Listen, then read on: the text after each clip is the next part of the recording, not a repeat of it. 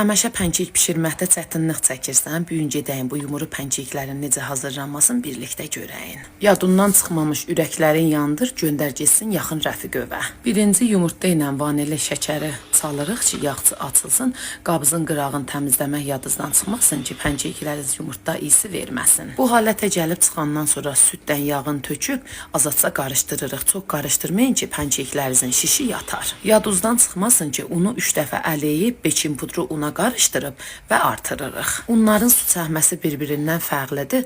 Unu artıranda kontroldan artırın ki, pankekiniz bərk olmasın. 4-5 dəqiqə yapışmayan tavanı hərarətin üstünə qoyuruq ki, qalsın yaxşı istiləşsin. Əlinizlə test eləyin. Tava istiləşəndən sonra pankekin mavadını töküb tavanın qapağını qoyuruq ki, qalsın pankeklərimizin içi də yaxşı pişsin. Pankeklərinizin ki, içi başladı pişməyə, üzü açılacaq.